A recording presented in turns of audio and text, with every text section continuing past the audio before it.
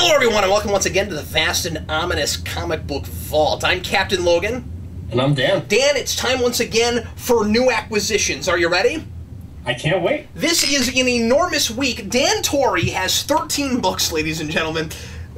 This is the biggest week Dan has ever had. This is not my biggest week. I only had 9 books this week, which is funny because there was a time when 9 was a lot, you know, but like, as we've been doing new acquisitions together, we seem to be getting more and more on our pull list. It's like escalation. Yeah, pretty soon you're going to be wearing a Joker costume, and you're going to be like handing people cards, and You'll be giving monologues while you're out of breath. It'll be crazy. yeah, and I'll be like, and now it's time for new acquisitions. These comics are good. Where is this plot going? Anyway, so, I want to, as always, thank Elite Comics in Overland Park, Kansas for helping us out with the show. And if you are ever in the Kansas City area, be sure to check out Elite. Bill has some fantastic stuff in his store all the time. Do yourself a favor and go check it out. We're going to jump right into it, and at the risk of accidentally telling a lie, I'm going to say that we're going to do this as rapid fire as possible, because Dan and I do have quite a bit to show you this week, and I'm sure for your time, you would probably appreciate it if this was not 2 hours. So we're going to do our level best, and we're going to begin right now with our stuff that Dan and I both read together.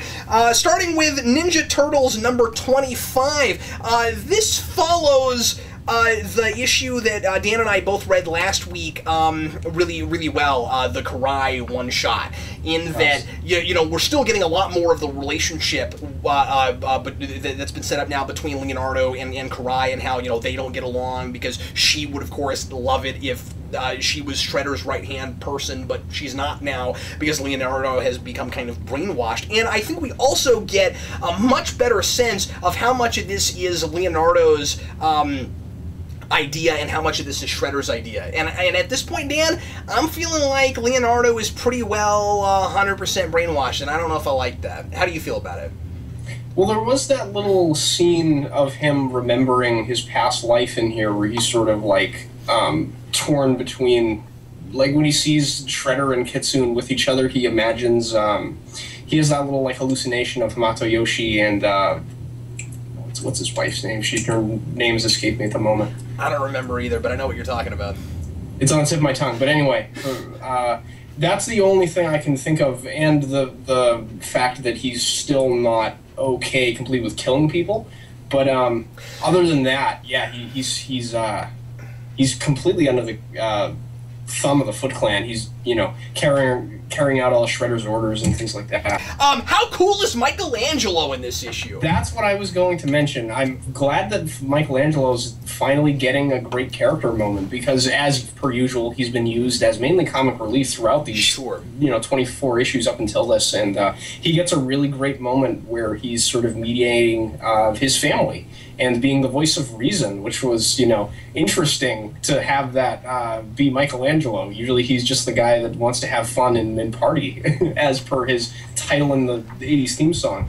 But yeah, I really enjoyed that part of it. I like that Raphael is sort of becoming, you know, as he usually does, the main sort of character of this story, in that everything seems to be sort of stemming from Raphael's decisions and the mistakes he's making, which is fine with me because Raphael's a good character. I like him.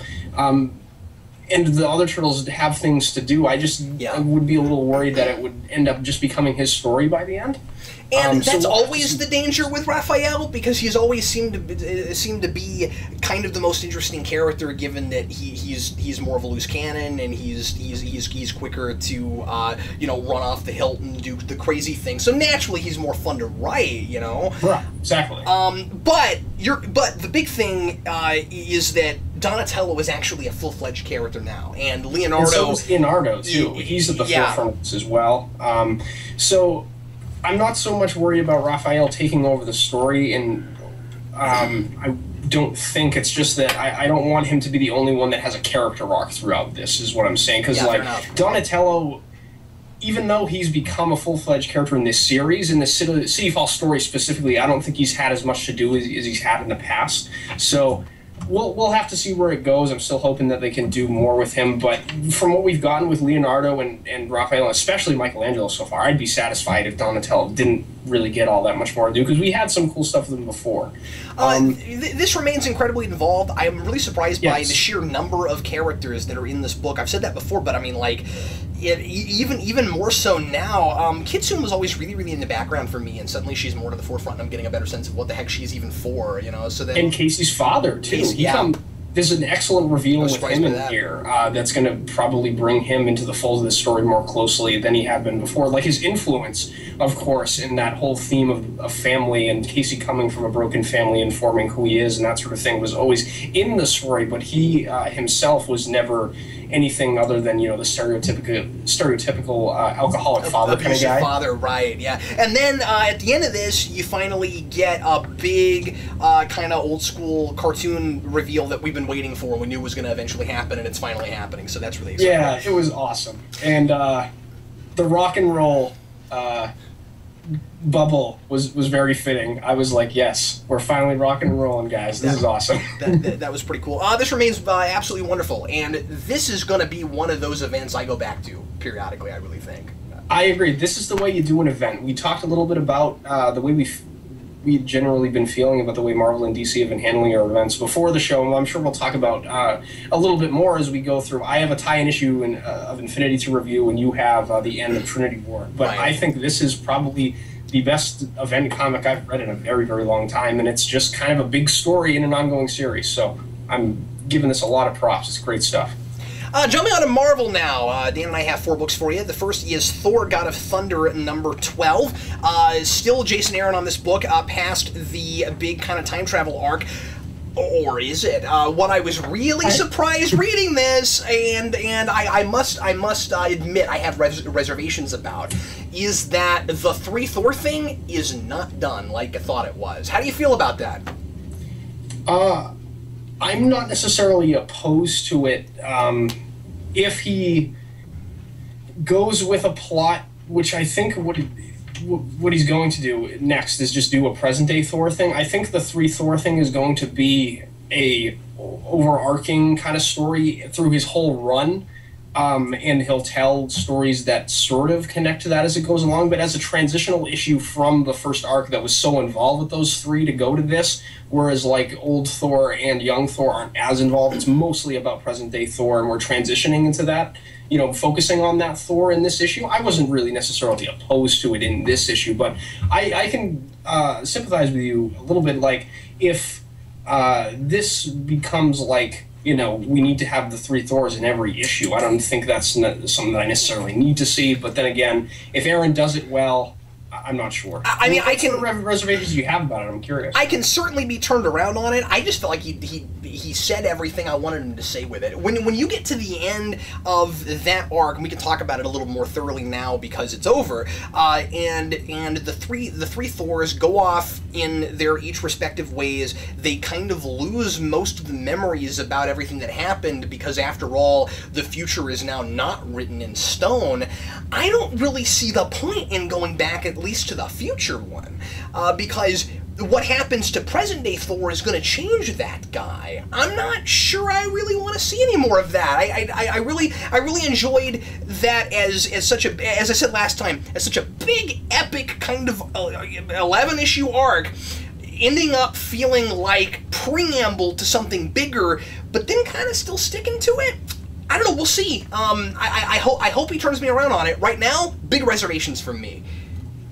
I think there's potential for the old Thor thing to be interesting, especially with that last page reveal, and seeing, you know, what happens to Midgard when Thor hadn't been there for a while. I think that might be the point of showing him there, is that, like, the young Thor shows up in a world that's, you know, untamed, and people are, you know, people still fight for really petty reasons in the modern world, but it's a little bit more on the surface back in the young Thor's day. And people are a little bit more comfortable in showing the discontent they have for each other. And then in the modern day Thor, you have him dealing with modern society and the way that people sort of fight against each other, and Thor trying to unite them. And then at the last part, it's just sort of like everyone's gone. And I think there's a interesting thematic idea you could explore there, but it's not explored in this issue. It's sort of left off for Aaron to explore in a future issue if he wants to. So I can see the potential there. But, yeah, thematically there's a lot of potential. It just seems really strange because we had such a good resolution to it.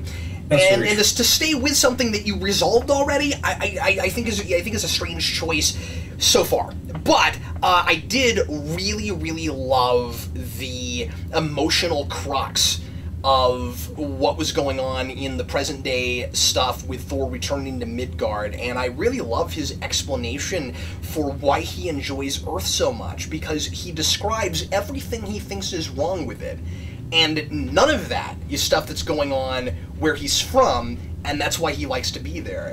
Like, everything that is wrong with Earth is why he likes Earth, and I really enjoyed that. It played for a fun comedic beat, but it also says a lot about his character, because Thor is a simple guy who likes to solve problems with hitting things in the face, and I got the feeling, and that's played with here, and I get the feeling that the reason Thor likes Earth so much is because he sees a lot of its problems as simple things he can solve with his hammer and with his fist, and while he's thinking that way, he goes and sees his old girlfriend who has a problem that he can't fix that way. I really like that. Yeah, exactly. It's sort of what Wade had been dealing with a little bit, or is still dealing with to a degree, with Foggy Nelson and Daredevil's relationship in that book, where Foggy is, cancer-ridden and Matt can't do anything with his lawyer prowess. A lot of cancer in Marvel right now, yeah.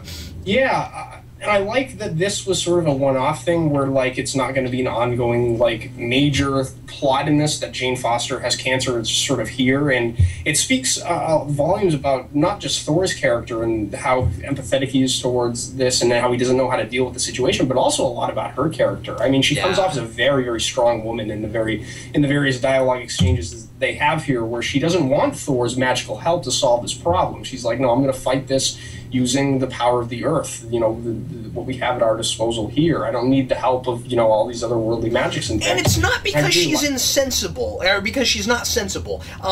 If there weren't consequences to using that kind of magic, she'd be an idiot not to take it. In fact, people on Earth who all know this magic exists would be idiots not to try to figure out a way to get their hands on it. But we've seen, just reading Simonson's run from the 80s, that any time you try to solve problems that way, there's some kind of a major consequence to it.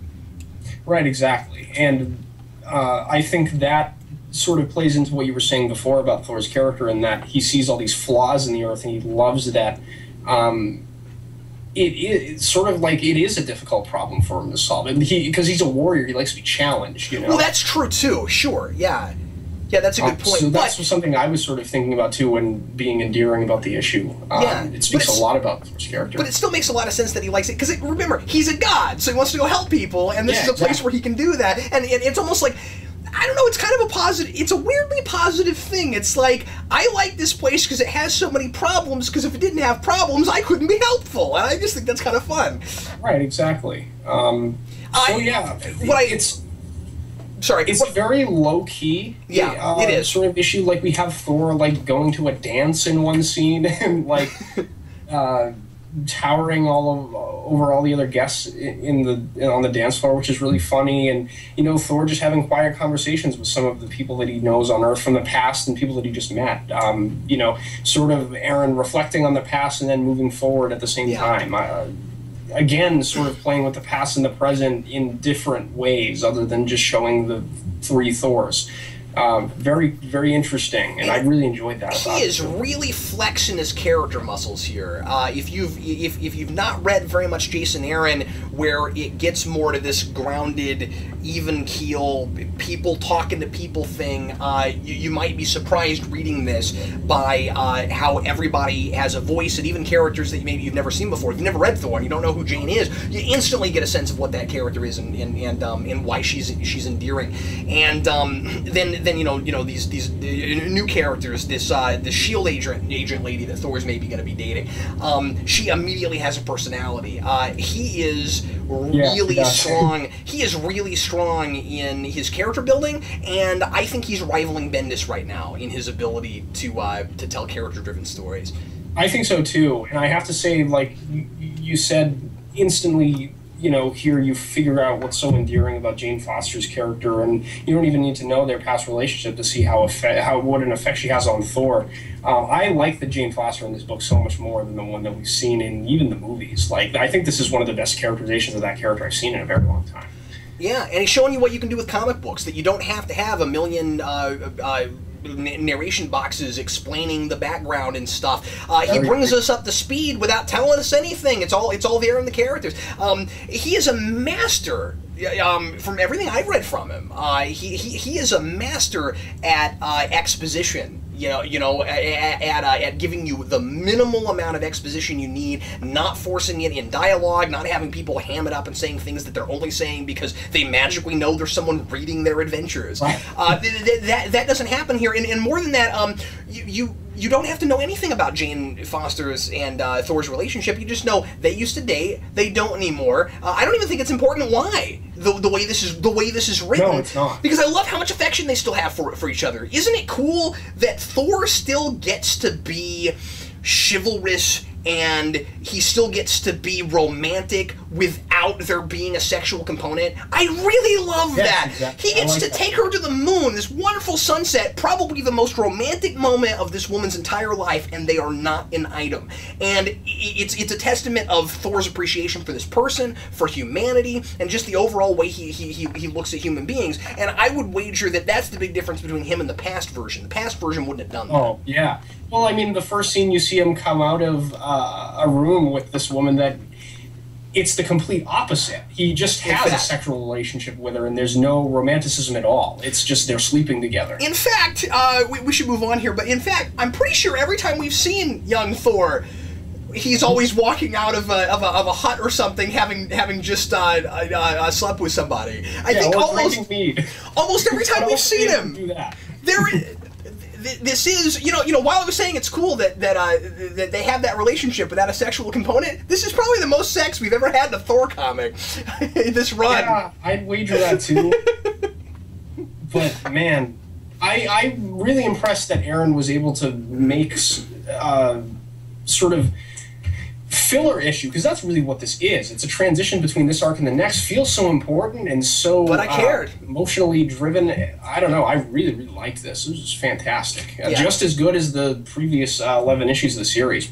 Definitely, I would say. I honestly felt like I really needed that to really get into the mind of not just Thor, but the way Aaron thinks of Thor.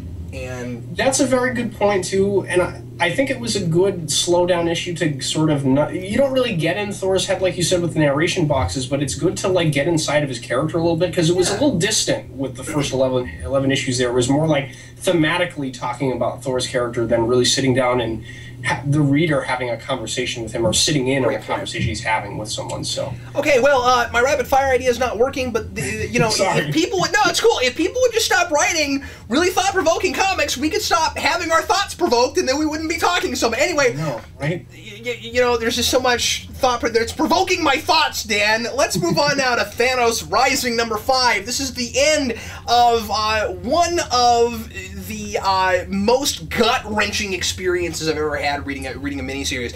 I didn't feel that way so much with the end of this, because I felt like it kind of went where I expected it would by the end. Yeah. To a degree. Not that that's bad, because when you're doing a prequel, to a degree it has to go where you think it's going to. Although, we'll talk about that, because my one reservation about this is the ending and how I feel like it kind of contradicts other Thanos things I've seen. Let's talk about that. But first, may we discuss what we liked, because there is a lot to like about this. Go right ahead. Unless you hated everything, Dan, but I doubt it. I actually really, really did enjoy this. It's one of those comics where the protagonist he's a really despicable and dark person, but Jason Aaron writes him in such a way that you can't feel sort of empathetic for the guy at the same time. Like, you see him, like, raising his homeworld and killing, like, millions of people, and then you have these scenes with him where he's, like, talking to his father, and it's, like, this experience where he's torn between killing his father for this personification of death that he sees for her love, versus, like, the love of his family, his father, his past, his homeworld, all that sort of thing. And just seeing him have to wrestle with that decision, it was really endearing, I thought, in a twisted, strange sort of way. Like, it's the way they would talk about, like, the way the Joker is funny, where, like, you sort of feel guilty for laughing at his jokes because they're so sick and twisted, but they're funny at the same time. You feel guilty for caring about this guy. Yes, exactly. That's wonderful. Yeah.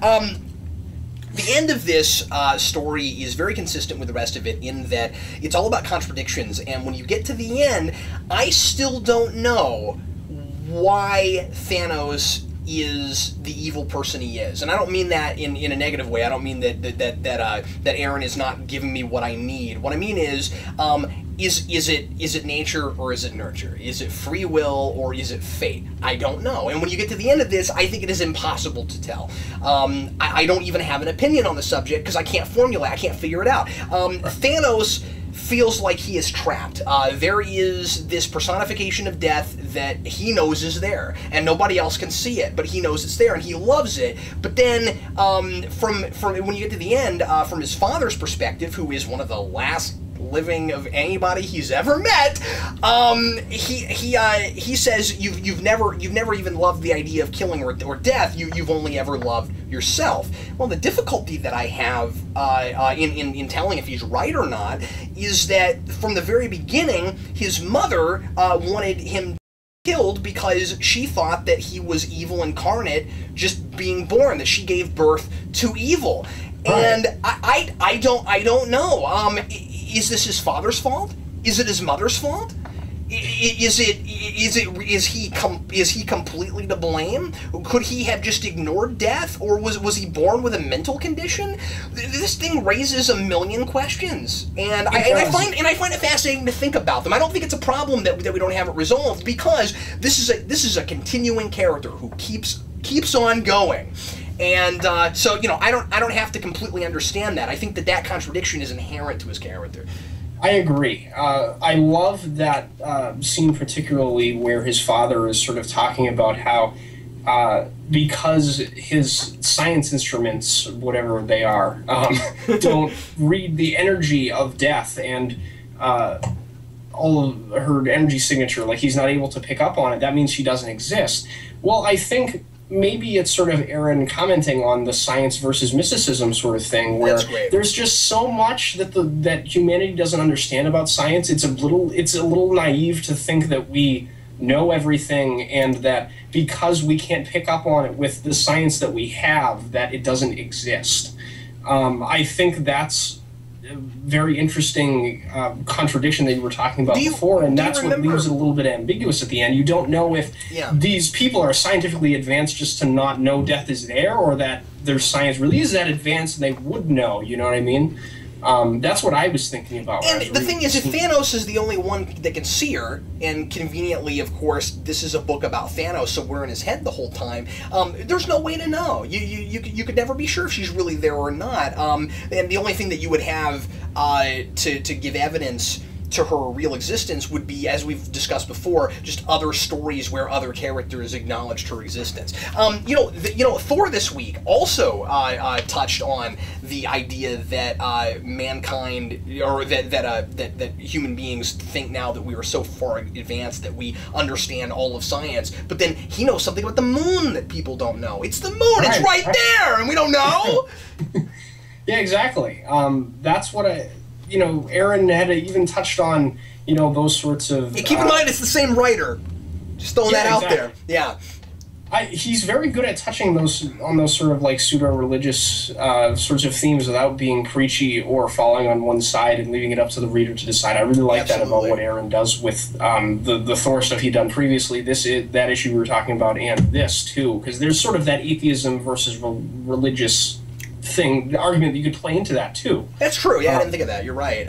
It does seem to be somewhat of a science versus religion thing, and I think this is one of the best examples, even with my reservations about the ending, which is more of a canonical issue, but this is one of the better comic books I've read for, like you said earlier, because I think this is the most important thing, how to make a villain the main character. It's almost not even right to call him the protagonist, he is, but just because the story is about him. But yeah, right. I would say central character before protagonist, because I don't want to like the things this guy does. I don't want, although. In fiction, it's not even important that you like a character so much that you are sympathetic toward the character, and I find myself sympathetic toward this guy because, again, I can't tell how much of it is his fault, and he doesn't want to be the way he is, but he feels that he has no choice. And his father at the end does the standard, you can just not do this. There's nothing forcing you to do this argument, and that's probably true. He probably could just stop, but he's too motivated by this thing that only he can see. So it's very interesting. Right, exactly. But I have read other things that try to be a villain as the main character of a story, and I'm only supposed to care because of the carnage. And that doesn't work. It's like, why do I care to see this person just do all these bad things with nothing else underlying it? And this is not about watching all the people Thanos kills. This is about trying to discern the reason that he feels like he must do that. This is a character study, and it's a really good one. I agree, and it all ties back. I agree with you. I think the ending has the potential to have some canonical issues if you interpret the ending in a certain way. Let's talk about that. I think it's left ambiguous enough that you can sort of fit it in if you really wanted to, but it does thematically work very well in that we begin with this kid who was born different than everybody else, and he didn't really fit into the society he was born to at all, and the only thing he could latch onto was this vision of a little girl that he saw, and at the end, he's alone with that vision of a little girl. It's the only thing that will accept him in the end. And if his father is saying that he just loves himself, then he's just been alone trying to find a place to fit in the whole time, and that's how he's dealt with it. And that's a really interesting sort of thing. It ties up very well thematically. Yeah, and that's what I don't like about it. I don't want it to tie up. Yeah, because this is not the story of Thanos. This is the origin of Thanos. Those are different things.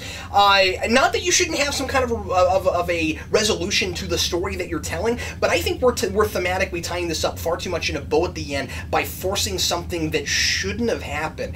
You get to the, as far as I can tell, because you get to the end of this, and spoiler alert, although I don't think I'm giving too much away just because this is kind of the natural conclusion. This would be the natural conclusion if we never had any other stories about Thanos. But the difficulty is, so if you don't want to hear anything else about this, skip to the next review. Here's the thing. During Infinity Gauntlet and other Thanos stories I've read, Thanos is doing everything he can to get Death to appreciate him. And you get to the end of this, and she accepts him. Well, that changes his character. That changes everything that he is. Everything, and I don't like that. Basically, this is completely throwing away Infinity Gauntlet, which is, my favorite Thanos thing, so I don't like that. But I mean, I thought where this was going to go was you were going to get to the end, and he's still chasing Death, and everything that he does is trying to get to that resolution. That's what I thought it was. And I don't know why it didn't, Dan. I'm with you. It wraps up okay thematically, but would it be would it ruin the themes of the book if it went the other? No, it wouldn't at all. It would be fine. He should have done it that way. It seems to me. I don't understand that. I mean, the only thing I could possibly think of, and I don't necessarily think this works completely fine, okay, but maybe the idea is, and this isn't specifically said either, so this is just me kind of throwing ideas at the wall. Maybe the idea could be if this is just a manifestation in his head, and it does accept him and he rejects it, it's sort of like, once he's doing those Infinity Gauntlet kind of things, it's that part of his psyche just reverting back to the place that it was in before because he's trying to accomplish something new, so he's just rationalizing it in his head. But then again, that's never specifically stated anywhere, and, it's just speculation, so I don't think that's necessarily a valid explanation, but I think this is, to a degree, and I love this story overall, but I think it's a great miniseries by itself. But I gotta say this, to a degree, he has reinvented this character, and Thanos used to be more fun than this, And what I liked about him in Infinity Gauntlet was that he has this tunnel vision, I've got to impress death, and he does all these really funny, absurd things, but they're also scary because of what they are, and it's just like, well, Dad, you want me to kill people? I'm going to kill people, and I'm going to kill the whole Marvel Universe, and it's going to be great, and look at this huge skull castle I built for you. Yeah, this is not that same guy. This guy is just too tortured for the fun Thanos I knew, and frankly, even recent Thanos stories have made him fun, and he's so tortured here. So, like, you can have a tortured Thanos backstory, because it makes sense that he would be that way, but can we get away from the angst eventually? I feel like this is a story that forces him to stay in this really serious angsty mode forever and ever, and I don't like that. That's very true. That's what I don't like about it. And one other thing I wanted to mention before we moved on, too. Yeah. This was supposed to set up Infinity somehow. I didn't... I don't know. You get to the end of, like, present-day Thanos. He's still around doing Thanos-y things. I mean, that's pretty much it. I mean, I guess so. Yeah. But nothing that I necessarily wanted this to tie into Infinity. I just thought that's what it was supposed to be. You know what I'm saying? Maybe Infinity... maybe the idea was that there's something in this that comes back in Infinity. If Infinity ends up being a lot about Thanos' character, they might mash up, and you might find that you actually needed this to read Infinity. That's true. You know, that could happen. Who knows? But I think we're going to have to read Infinity before we figure out what that is. But you're right. Nothing just jumps out at you. Yeah, and... I mean, I hope that some of this does play out in Infinity, you know, things in here, because I might understand them. Because I've read it, but anyway. Yeah. Well, let's go ahead and move on, shall we? Ultimate Comics, all-new Spider-Man, number 26. The first thing I want to say about this is, why do we have this banner? This banner is stupid. It's not Spider-Man no more. Look, he's in costume! I don't understand that. And, did it still say Spider-Man No More last issue? Was that on the cover? Okay, I couldn't remember. Yeah. Anyway, that's the only thing I didn't like about it. Otherwise, it was fine. What'd you think, Dan? I thought it was sort of a strange choice to introduce another character that has the same background as Cloak and Dagger for really no reason. Why didn't we just use Cloak and Dagger to tell the kind of story that Bendis wants to tell instead of introducing this new character that we see, like, her mother's background, and then we see that her mother was pregnant when she got her powers, and then she gives birth to this kid that has powers. And I don't know, I just find Cloak and Dagger would be much more interesting characters, and I feel like you could have done the same thematic beats with them. But is it not... And by the way, Bombshell is the character we're talking about. Yes. Is it not possible... Because I'm agreeing with you. But is it not possible that we might look back on this after some things happen down the road and be okay with it? Because it makes me think that that is not the end of the mad scientist experimental people running around. I get the feeling this could... Well... See, here's what I would have said if I didn't think that the Ultimate Universe was eventually going to be destroyed, because I think that's going to happen. And there's a lot of talk about that recently, that maybe Age of Ultron was setting up the destruction of the Ultimate Universe. But I don't think we know when that's going to happen, if it happens. Anyway, right. If it weren't for that, I would have said they're setting up a team here. I would have said that Cloak and Dagger and Bombshell are going to get together with 2 or 3 other like rejects from scientific experiments that gave them superpowers by these pre-supervillains, and they were going to all make a team, and that was going to be a new book. That's what I would have expected with Bombshell being introduced here. But who knows? I'm with you. Now, having said that, I thought Bombshell was okay. Yeah, she was fine. I don't know. Can I ask you a question? Sure. Does it make any sense at all that you could be... Not that this power makes sense anyway, but does it make any sense at all that you could have the power to blow yourself up and put yourself back together and be pregnant and the baby survive that every time? I don't think so. I just want to throw that out there. Yeah, I don't know. I think the things that I really liked about this issue is, like, the fact that we have not just the legacy of Peter Parker being played out here in that Miles Morales is sort of trying to live up to that standard, but, like, we have these scientists here trying to live up to the legacy of what Norman Osborn created. That's and right. It's sort of a parallel thing where we have, like, the scientific community trying to become Norman Osborn while the superhero community is trying to be like Peter Parker, and they're at odds with each other. And I think that's really interesting that both of their presence are still all over this book, but they're both dead. Well, I Norman might be in jail. I can't remember from the end of that Peter Parker thing if he died or went to jail, but I instantly like this issue better after you've said that. Yeah, I didn't really think of it like that. I mean, I obviously I picked up on the Norman Osborn stuff, but that's a good parallel. I didn't even think of that.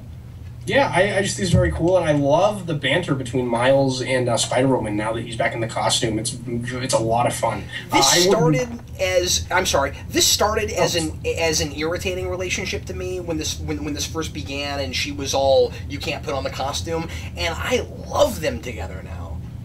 I wouldn't be opposed to them dating and being like a superhero couple team thing. I think that'd be a lot of fun. It'd be a little weird that Miles is like dating the clone of the person he's trying to live up to. But... Plus he's like 5 or 6 years younger than her. Yeah, that's true. But I mean, then again, he was with. There's like romantic tension between him and Gwen too. So you know. I can't decide if I want to read it as romantic or not. Exactly, still... but that's, I think, is a testament to Bendis' writing, is that Miles has all these relationships with these women, and they feel like pseudo-romantic, like he's a 15-year-old kid. He's just, you know, rolling with whatever he can get at this point. Yeah, but he's also dating a girl, so... Sort of. Earl, yeah, I get, but that's clearly meant to actually be romantic. Whereas the thing with Gwen, I'm not sure if Bendis is really meaning to go there. But you could, but I mean, like, I can see why you'd read it that way. I just don't know. Yeah, exactly. I think there's a little bit of a tension there. You know what I mean? Definitely. It's. We talked about, you know, with Jason Aaron being so good at conveying the emotional resonance between two people in dialogue, and Bendis is doing the same thing here, like we had said with Cloak and Dagger before. The one little scene we get from them, I think, is very well written, and conveys the relationship those two have, where they're just in love, but it's almost forced because they just don't have anyone else. Not that it's like they're at odds with each other or anything. It's just like the reason they're so madly in love with each other is because they're the only two people that understand the situation that they're in. And I really like that about the two of them. I like those two characters actually quite a bit. So... Dan, let's go ahead and move forward, shall we? Uncanny Avengers number 11, which, for me, opened with some stuff I kind of wish I'd had 3 issues ago. Because I've been reading this book going along, going, this is all very involved and complicated, but I can't really articulate what I'm reading. And then I open this up, and the Apocalypse Twins are very, again, articulately giving us kind of the big complicated villain plot in dialogue, and because of who they're saying it to, it doesn't come off as forced or anything. But boy, I sure appreciated that. Now I know what the heck Red Skull is doing, and I know what Kang is doing, and I was glad to get all that. So, well, we kind of know what Kang. We think we know what Kang is doing. I think Kang is going to have a bigger role in this than we realize. Personally, but okay, all right, but I'm just saying that, like, at least we know what the twins think that Kang is doing. That's, right, exactly. Yeah. By the way, his plot is interesting. The notion of the X-Men are supposed to mess up his future plans, so he's going to give them utopia, not that utopia, but actual utopia. Right. In order to get them out of his way. But then the twins think that regardless of his intentions, the ends justify his intentions because, you know, they're mutants and they think that that would be good for mutant kind. I also kind of, this is funny, I'm going to praise this for spelling things out, but this is so complicated that it's kind of not, and because of, again, the way Remender put this in there, it didn't feel in your face or forced. I was really kind of okay with the way he had, again, the twins come out and say, this is Scott Summers' position, and this is Alex Summers' position, and, you know, I'm not going to say this is a good jumping on point, but if there was such a thing for this book, it probably is. I'm just saying that it was nice for me, reading this month to month, to get those kinds of recaps, and I feel like even reading this all together, I probably would have appreciated that, because, boy, there's a lot going on. This is, I can tell Remender is, he's doing a good job, but he's got to be struggling keeping all this straight for the reader. I agree, and I think, like you said, who it's being explained to is the reason that I latched onto that dialogue sequence so much, because we have them revealing their plan to the Scarlet Witch, Wanda, and there's so many interesting things to think about when you talk about them proposing a utopia to that person. That's because right. her father has been fighting his entire life for that. And also has tried to do it multiple times and failed many times. Also, wouldn't it also be a big personal thing for her because she was the one responsible for getting rid of all the mutants? So wouldn't this to her justify her existence if she went from wiping them all out to giving them the future? She gets to fulfill the dream that her father has been wanting to have since she was part of the Brotherhood of Evil Mutants back in the day without all that genocide he talks about. Yeah. And she gets to make up for what she did to all the mutants, which has been the big interpersonal conflict with her throughout this book in the first place. Played out a lot between her relationship with Rogue. Exactly. So it has a lot of interesting connotations for the character, not only the character, but the entire mutant race and the characters as they interpersonally interact in this book. So I really enjoyed that aspect of it, and Remender really does that with all of the sequences he has in here as they're all dealing with the not just the Apocalypse Twins, but the Horsemen of Apocalypse. So each of them has a really interesting personal connection to them, especially with Wolverine and Daken, his son, Thor and the Sentry. Thor had killed the Sentry in Siege, so they have a previous relationship. Thanks for reminding me of that, because I never read Siege. I didn't know that. Yeah, you didn't miss much. That's what I was told. That's why I never read it. Yeah. So there's that going on, and I really liked the dialogue sequence that Rogue and Sunfire have, too. That character became much more endearing to me than he had been before, where he talks a lot about his honor and how he sort of views himself in interpersonal relationships, and you can see why he's such a, guarded person all the time based on the past that he's had and the culture that he comes from. When he explains, when he spells out who he is in this really well-written dialogue sequence, he's much more endearing of a character. I would even go as far as to say that Remender is doing things that I would usually call breaking the rules of fiction writing in such a good way I don't care, and I really appreciate that, because again, there is a lot of spelling stuff out, but I, as a reader, feeling like I need it and understanding these people's motivations a little bit, he's not oversimplifying it, he's just making it explicit, and those are two very different things. It's important to make things explicit for the reader, and there are way too many characters in this book to follow what everybody is doing at any given moment. It's complicated. Wonder Man reminded me in this of Balder from Simonson's Thor. Because... That's a very good point. I wasn't thinking about that at all, but you're 100% right. That just came to me because, and I wouldn't have thought of it, it's not just that they're both pacifists.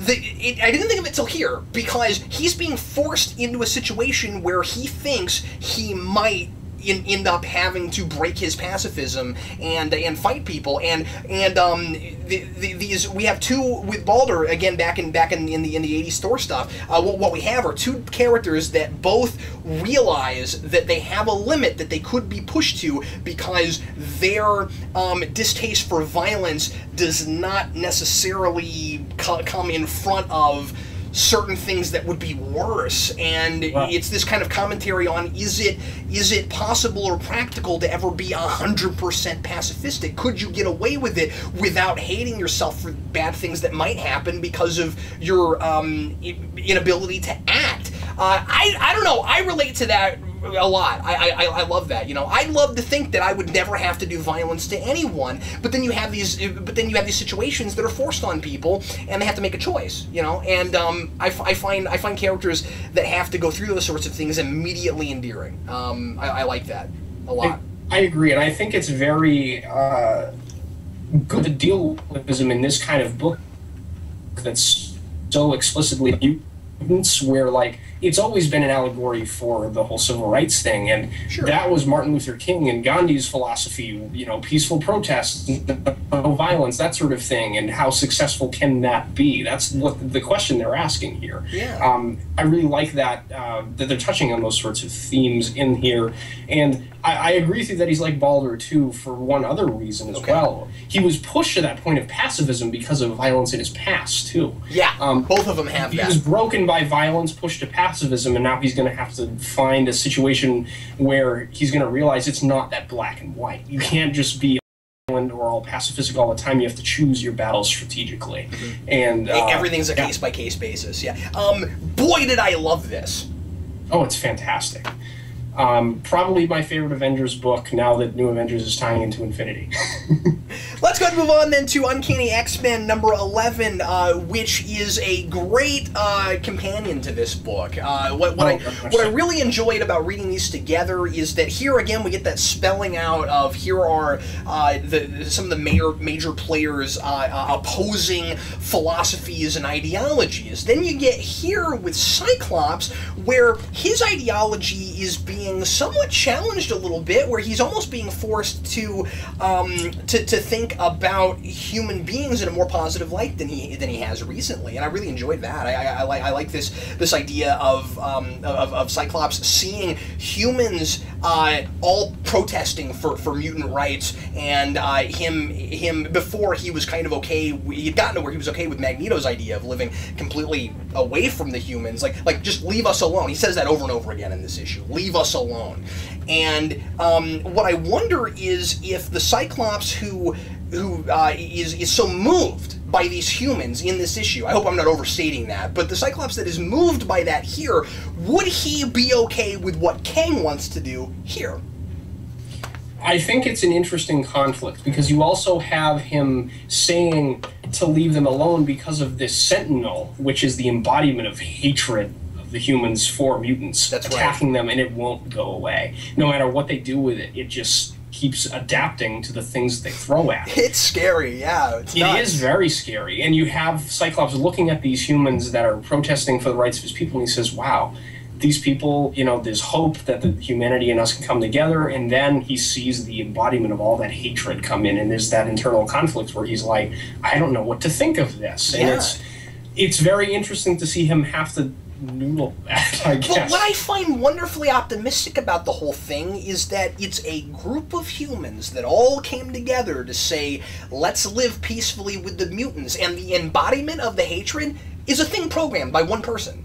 Exactly, yeah. I love that. Yeah, I agree So if Cyclops decides that that group of humans is not enough to still think better of the human race, he's wrong.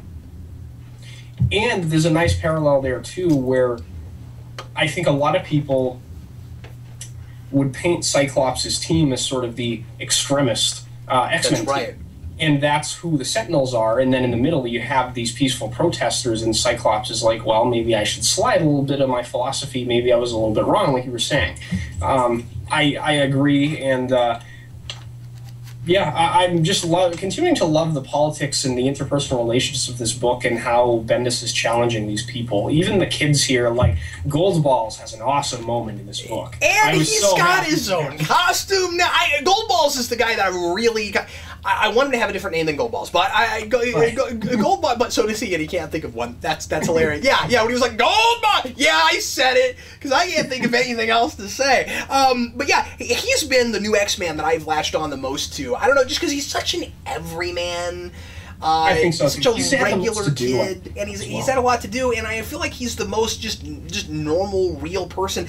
He is and I think that at times Rogue has been played this way, Jubilee has been played this way. It's nice to see a kind of unsure, not real strong, muscular male in this situation, where I just thought of that, where Jubilee, say in the 90s X-Men show, was kind of the modern teenager. Like if you were a teenager watching that show, you could probably relate to her. All she wanted, as a girl at least, all she wanted to do was go to the mall and go shopping. But she found out she had these superpowers, and she got thrown in the middle of this. Goldballs is exactly like that, and it's really cool again to see that, because you don't see that very often with male X-Men. That it seems to me very often that let's occasionally have the boy who is vulnerable, because we men can be vulnerable too. You know what I mean? Like, do it both ways, and I like that a lot. Last time I think that it's been done,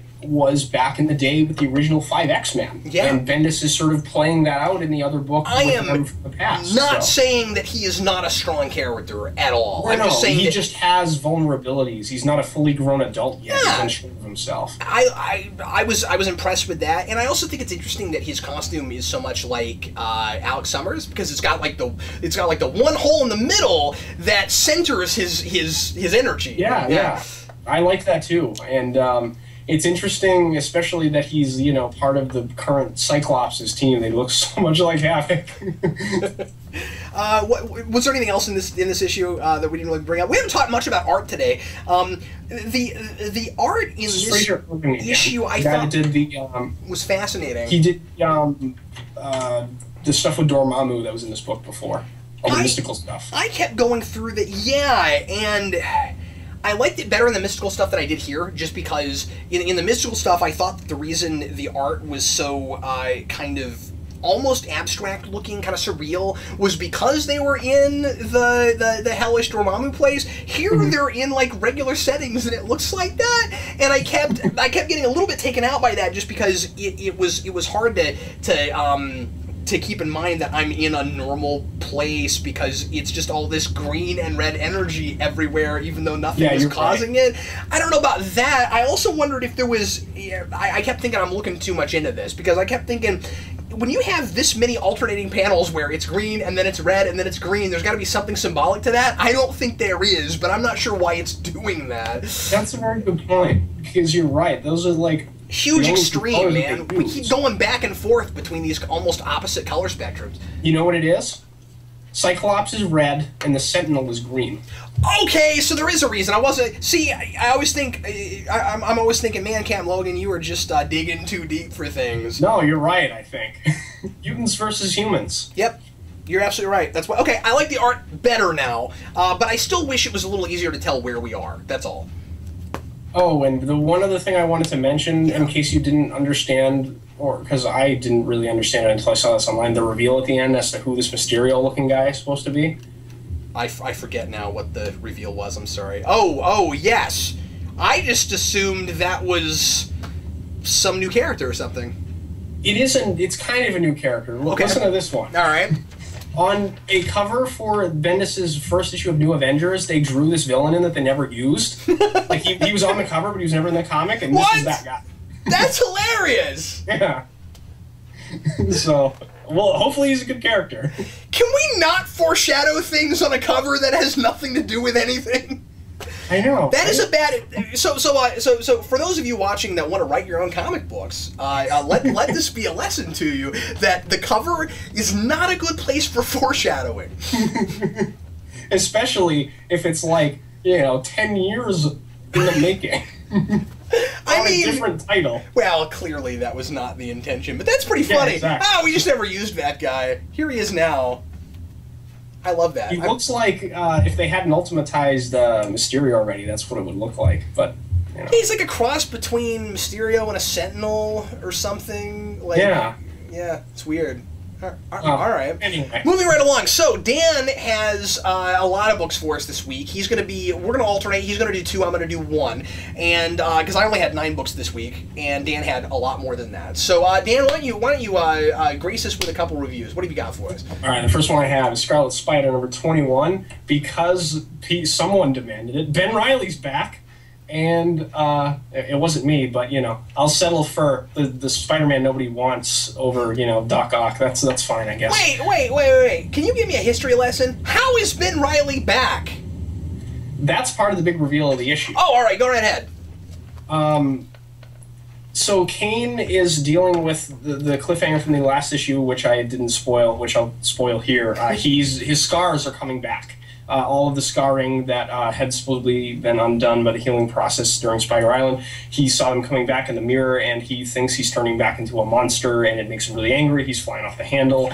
And when all that's happening, Ben Reilly shows up in the middle of the street and starts beating him up for being a failure and not continuing the legacy of the Scarlet Spider very well. Does it read like a dream sequence? Or are you reading this going, is this really happening? Well, that's the funny thing about it. I don't... See, it's very hard to talk about this without spoiling the reveal and telling you why I like it so much. Okay, all right. All right, so if you don't want to hear about what the reveal is, stop the video and, we'll keep going. You're going to tell me? Yeah. So, after you see him, beating up Ben Reilly and stuff, and there's this thing going on throughout the issue where you see Kane's loved ones, all the friends he had made in Texas, either getting kidnapped or, killed throughout the issue by someone with a knife. And you get to this part where Kane is sort of really sluggish, and he doesn't know what's going on. He starts hallucinating, seeing Dr. Octopus in the Spider-Man costume talking to him and telling him to kill Ben Reilly and stuff. And you find out that he's been drugged by Kraven the Hunter, and he's dressed up like Ben Reilly, just like he did in one of my favorite Spider-Man stories of all time, Kraven's Last Hunt, where he dressed up in the Spider-Man costume, was going around and beating people up. Cool. And the reason Kraven is doing this, of course, is because in the arc where Kraven came back to life, Kane sacrificed his life so that Kraven could come back, and now Kraven can't die unless Kane is dead. Oh. So... and Kraven was into that whole honorable death thing in Kraven's Last Hunt. He wanted to die, and now he's alive and doesn't want to be. So that's why he has this beef against Kane. And I love Kraven and that whole story, both Last Hunt and when he came back. I love those stories. So this is sort of a continuation of all that stuff, and it's very good. And I cannot wait to read the next issue of this. I think it's really nice. It's really cool of Yost to mine that Kane mythology, because I didn't realize there was quite that much that Kane had done in the past, and it's kind of like when Remender was figuring out things that a character we always thought was kind of pretty minor had in his backstory. With Venom. Are you aware that there is an '80s Spider-Man comic with both Flash Thompson and Jack-o'-lantern in it? They never meet. Really? But yeah, and when Venom started, I found that issue just looking through stuff, and I went, oh my god, I don't think this is a coincidence. I think he went back awesome. and was mining. That. I really think Remender went back, was mining Flash Thompson stuff, and he was like, okay, who can I make as villain? Oh well, they're both in this issue. I thought that was kind of cool. Awesome. So it's neat that Yost is going back and remembering things. Yeah, and Kraven is one of my all-time favorite Spider-Man villains, so I'm very excited to see him back and doing things. How glad are we that it's not really Ben Reilly? I don't care. I don't like Ben Reilly. That's what I'm saying. I wouldn't have wanted them to bring him back. Yeah, I think that would have been very strange, especially since, I like Kane as the Scarlet Spider quite a bit, and there's not really any place for Ben Reilly right now. There's not. Yeah, they gave Ben Reilly back to us in a way that is better than anything I could have dreamed up. So good on Yost and Burnham for this. It's good stuff. I'm not saying it couldn't be done well. I'm just saying that, in the middle of all of this convoluted Doc Ock stuff, do we really want to bring back the Clone Saga? No. I don't think so. I don't think so either. Okay, what else have you got for us, Dan? The next book is Wolverine X-Men number 35. This is the conclusion to the Hellfire saga. And boy, is this funny and awesome all at the same time. We get a conclusion to all of the dangling plot threads that have been going through this, of course. We have Quentin Quire and Itty finally kissing and becoming boyfriend and girlfriend in here. Quentin Quire is not so much the kid with a chip on his shoulder anymore because he has companionship, and it's going to be interesting to see where he goes with that. I really like all that stuff. Toad has some resolution with his girlfriend that's really sad. They had been at each other's throats throughout this arc because she was a teacher at the Hellfire School, and he was the disgruntled janitor at the Hellfire School, but has a change of heart and becomes good at the end. And she gets amnesia and can't remember anything. So she doesn't even remember Toad and his relationship, which is really sad. And then we get all this stuff at the end that, with the Bamfs, that looks like it's going to set up and bring back my favorite X-Men of all time, Nightcrawler. Whoa, finally! So wow. I was very excited to see that. And they had announced that Jason Aaron's going to be launching another X-Men book I'm going to have to buy called Amazing X-Men, with Nightcrawler as, the main character. So I'm really excited for where all of that is going. And the conclusion of the story is very good, and it leads right into what Aaron's going to be doing with the rest of the X-Men stuff, and as well as Battle of the Atom. There's some stuff going on there. So, and it does complete Wolverine's character arc. He's they get him to a place where it makes sense for him to be a headmaster of a school. So that's cool. I like all that stuff. It's great. Jason Aaron and Nick Bradshaw, again, are the people doing this. And yeah, this book continues to be awesome. And I'm reading way too many X-Men books. I am too. I never in a million years thought I would say that X-Men is the thing at Marvel that I can't not buy. Like, even if I was just reading it, I wouldn't be happy enough. I would have to actually own it, because I know I'm going to go back to this stuff. Guys, X-Men is like ice cream right now. There is a flavor for everybody. It's awesome, and, you know, I never would have thought there'd be a day where I'd have a book called Amazing X-Men on my pull list, and not a book Amazing Spider-Man. I knew you were going to say Very that. strange. Now, there is a precedent for Amazing X-Men. This is not the first time that title has existed. I want to say it was like mid to late 90s. I'd have to look it up, but I think I have a couple issues. I'm almost positive there was a book called Amazing X-Men.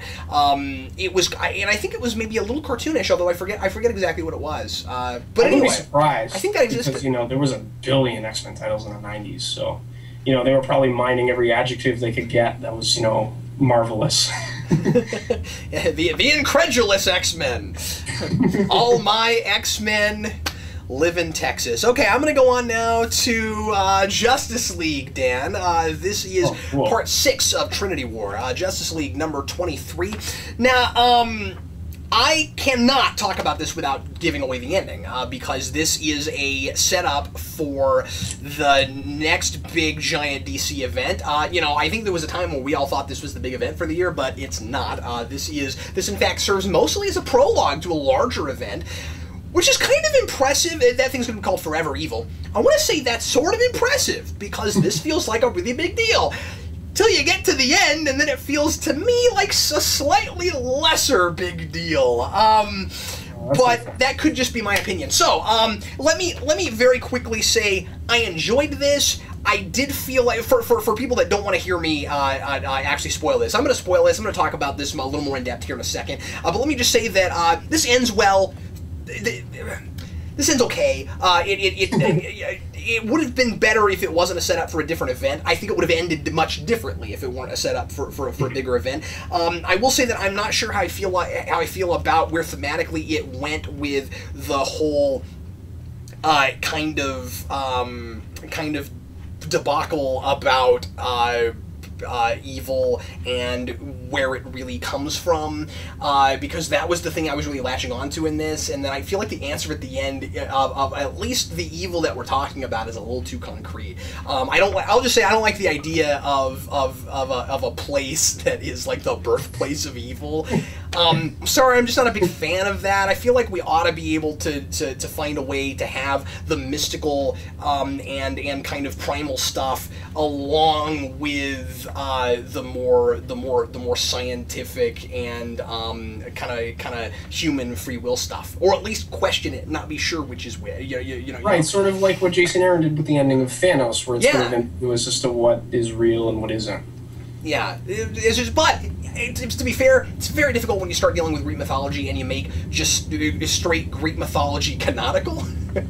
Because that's very true. Greek mythology has a lot of explanations for where those things come from, you know? It's like evil comes from here, and love, we have a god for everything, you know? So when you have a god for everything, you have kind of an origin point for a lot of human emotions and stuff, and I think it's really hard to do both. They make Pandora's box an actual piece of technology in this, and so you've at least got that going for you, where there's this reveal where a character is like, it's actually been science all along, but only sort of. Anyway, I'm not saying I don't like religion versus science things. I really enjoy that as a thematic thing. Definitely. It's an interesting juxtaposition and theme to examine. Yeah, and I think in our modern day it makes a great deal of sense to keep finding ways to explore that. It's more prevalent in today's society than it's ever been. Yeah. So. Anyway, now I'm going to spoil this, so skip to the next review if you don't want to hear me talk about how this actually ends. So you get to the end of this, and it is the setup for this new event, which basically it seems to be kind of maybe redoing or supplanting for 52 Crisis on Two Earths, bringing in Earth 3. Now, I've never read Crisis on Two Earths. I've only seen the movie. And Crisis on Two Earths I don't remember whether or not it was actually Earth 3 like it is here, but you get to the end of this, and the big reveal is the whole Trinity thing. It wasn't really so much about the Phantom Stranger versus Pandora versus the Question or the three Justice Leagues. It was 3 because it's Earth 3. Okay. Yeah, that's a little annoying. I'm not sure if I like that. So, you know, I just feel like it was complex and thought-provoking and engaging, and then you got to the end, and the answer was a little too simple. Maybe if I read it all together and I went through it again, I might find that it still is more complex even by the end than I think it is right now. I really don't want to be dismissive of something reading it over time as opposed to sitting down and reading it all together, because I may have missed things. But anyway, so you get to the end, and the evil Justice League from Earth 3 shows up. With I almost said Night Owl, Owlman, and Ultraman, and you know the evil Justice League, and this is, and they have kind of unleashed the evil from Pandora's box, which is what is going to cause the Forever Evil thing. What was not as much fun about this issue was just the kind of predictability of, well, you know that very little of what the characters are doing through this is really going to matter, because they're all just being influenced and manipulated by this evil that came out of a box. You know, you kind of have that going on. So you've got a lot of exchanges that are supposed to be like really dramatic and stuff, but you're just like, well, the characters aren't really saying this because they're not themselves right now, so who cares? I never care for that. I did appreciate seeing the characters trying to fight that. You've got places where Batman will be like, rawr, rawr, and then he'll be like, oh wait, I shouldn't be acting like this right now, I'm being messed up by a box. But then there's like this big, giant, huge, it's both giant and huge, Dan. There's this big 2-page spread where Superman's like, I won't stop until Batman's dead! And you're like, okay, well I guess it was fun to see that one time, but you know he's being influenced by this evil box, so whatever. It's just sort of for the novelty of seeing like Batman's best friend be like, I hate you once. That's it, yeah. It's kind of like a lot of the novelty that was in Hush. Yeah. Yeah, it's kind of like that. But anyway, so you get to the end of this, and you find out that the guy that was not named through a lot of this, who's wearing a top hat and carrying a cane, and is telling us what the box actually really is. You get to the end, and you find out that he's actually the evil Alfred Pennyworth. That's cool. From Earth 3, and I thought that was really fun. So there's a lot of great in there. There's a lot of cool, fun stuff in this, and I guess the big thing I'm praising it for is a novelty. But I don't know. It's fun, and it's escapist, and it turns out to just not be quite as deep and thoughtful as I thought it was. Maybe Forever Evil will be. Or maybe Forever Evil will be so much darn fun, I won't care how thoughtful it is. And I'm fine with a comic book doing that sometimes, too. So you really, it's alright. I ultimately recommend this. I don't know if you have to read it to read Forever Evil, and I'm going to suggest that people try Forever Evil, even not having read this, because I think you'll be okay with it. I really do. It's not out yet, but I really think you'll probably be okay with it. I'm thinking about trying Forever Evil, or at the very least buying into some of the Villain Month things, because I've always just been a fan of the DC villains more so than a lot of their like hero characters, I guess. So that might be fun. Oh, and did they call them the Legion of Doom when all the villains come together at the end? Yeah, you know, I kept saying Evil Justice League because I forgot what they were called, but yes, Legion of Doom, right. I think they do. Because to me, that's cool. Just like doing a serious take on the Super Friends kind of thing is cool to me. Yeah, well, I have heard that. I've heard Legion of Doom thrown around. I just couldn't remember if that was actually Legion of Doom. I keep hearing that thrown around in places. No, they're calling themselves the Crime Syndicate. Oh, okay, yeah, I think that's what they were called in that original Morrison story that Crisis on Two Earth movie is based on. But, you know, I think it's sort of weird that the 52's doing all these alternate Earths when they're trying to be accessible at the same time. I thought that as soon as Earth 2 came out. I didn't understand that. Yeah. I don't know. Anyway, the next book I have is Captain America number 10. This is Rick Remender and John Romita Jr. And this is the last issue, the finale of the Dimension Z stuff. Captain America and some people come out of Dimension Z at the end. Not everyone that went in. comes out. Someone dies in here, and she is a character that's been in Marvel for a very long time. And some people that I've heard are Cap fans don't really like that, but I think that the sacrifice that's made in here plays very well thematically with what's going on. And this had a lot of twists and turns that I didn't expect to see coming. There was, of course, Zola's daughter. I expected her to go and back with Captain America back into our dimension, and she does. She comes back. She eventually turns to the side of good and follows Captain America's guidance. It was really cool. So Cap's going to have a new female sidekick, which should be cool to see. Yeah, that's cool. But there's also some things that I didn't see coming. Characters that we had thought had died are actually alive, and from in previous parts in the arc, so that's cool to see. And it's just kind of a big bang-em-up action, similar to the Avengers, where everyone's like going around on hover speed bikes and fighting, and it's just really fun. John Romita Jr., of course, brought some great action in here. It's very emotionally charged action, too, especially since it's a finale. We've had all the build-up to this, so it's not just like mindless, dumb action. It's got some weight behind it, too. So, yeah, I really enjoyed this, and I can't wait to see what Remender does with this characterization of Cap, now that it's sort of the reverse of the Man Out of Time thing before, where he was like younger than he was supposed to be in our time. Now he's aged like 10 years, and he's going back to like 2 minutes before he left. So it's a really interesting sort of thing to do with his character. Yeah, I'm still on board with this series. I think it's really good. And I think this is one of the overlooked books of Marvel now, but I think Remender's doing a good job with it. It's good stuff. The next one I have is New Avengers number 9. This is a tie-in to the Infinity event, and I like bits of this because it paid off some things that were going on in New Avengers, but they didn't spend as much time with them as I would have liked. The war with Wakanda and Atlantis happens in all about like 2 pages in here, and that's been set up since the first issue of this book with really interesting things between those Namor and Black Panther as characters, and I was hoping for some better payoff for that, and hopefully it continues, at least with the political machinations and discontent between those two. I hope that continues through, but it's resolved a little too quickly because we're doing a lot of things with Thanos' character, and we find out what Thanos' motivation is in this issue. It's just Thanos going after Infinity Gems again, I guess. So that's why Thanos is doing all the things he's doing in Infinity. In the first issue, we weren't really told that. He just kind of shows up, and he's like, hey, let's do Thanos stuff, because. So we figure out here that it's the Infinity Gems, which makes sense because the Illuminati, the whole premise of that is each one of them has one.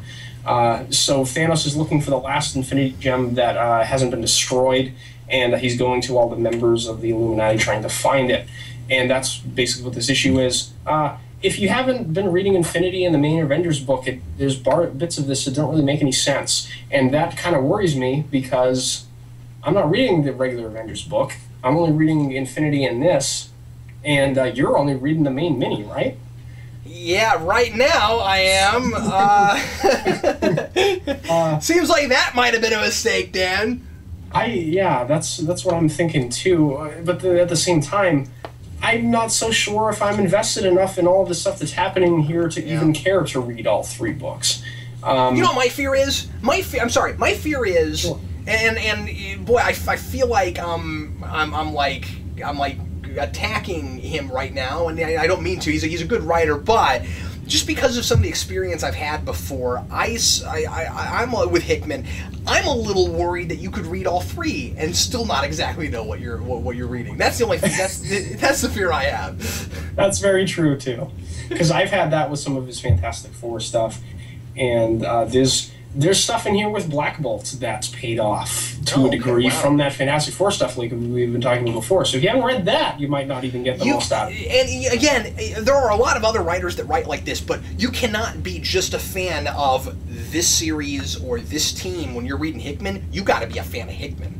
Right, which you got to be there for the long haul. Hickman, and it's cool to see him tell a long-form story over the course of years through multiple books with multiple characters in this one universe. And that makes sense. It is, to a degree, if you're working within the Marvel Universe, that's something that, I might like to do if I was playing with those toys, too. Sure, yeah. But just as someone that's coming into this and not having read every Hickman thing, I can't recommend it wholeheartedly just because it's not as accessible as I would like it to be. Like, we had talked a little bit before about Remender and Aaron writing really good exposition that gets the reader up to speed in the minimal amount of dialogue balloons and stuff. Hickman just throws you straight in without even trying to hold your hand at all, which I don't need a writer to hold my hand all the time. It's just that I would have liked it a little bit here because I haven't read everything he's done. So that's the only real criticism I have of this. There's also some weird stuff in here where we like have scenes with the X-Men, and this is called New Avengers. Like Wolverine, like they go to the Jean Grey school and Iceman gets mind controlled and Wolverine gets stabbed through the middle, and you're like, oh, he's just gonna heal from that, whatever. But it's treated like this big grandiose like scene, like Wolverine's dead, but you know he's freaking Wolverine. So, well, I don't know. It was kind of a strange reading experience for me, but I'm hoping that this just continues after Infinity to be just as good as it was before. To quote this is weird, but to quote the rat from Charlotte's Web, comic books are a veritable smorgasbord of storytelling, Dan, and of stories, and the difficulty is you can read comic books in one of two ways. You can either be filthy rich and buy everything, or you can be a normal, regular person that's not filthy rich and pick and choose stuff. And with some writers, to pick and choose basically means that to really get into what it is they're doing, they kind of have to be the thing that you're picking and choosing. I almost don't think that most comic book readers could really follow everything Hickman's doing unless they were pretty much devoted to his stuff and not a whole lot else. Just because there's so much that he's done. You know what I mean? Right. At the very least, you couldn't have as many books on your pull as me and you do for a lot of people probably. Right, and if you're much of a fan of Hickman, I'm sure it's to a degree a rewarding experience because he's like we said before, he's a good writer. It's just that I didn't care enough when he had first got on Fantastic Four to read it and from the beginning and all that sort of stuff. So this is and I mean I'm overstating that, but I feel like this is where trade readers have a big edge above me.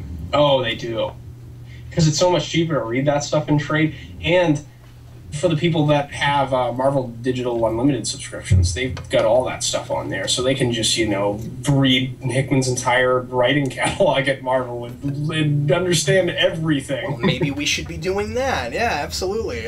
We'll make it a research project, Dan. Then we'll review Infinity after it's over and after we've read everything. After we've read an Infinity worth of comic books. Now I'm going to quickly review Batman The Dark Knight number 23. You know the weird thing about 52, and I guess Marvel has this to a degree with a few books right now, is that it seems like if I buy a DC book for like the most of the mainstream titles, it's going to be the same number as the last one I just reviewed.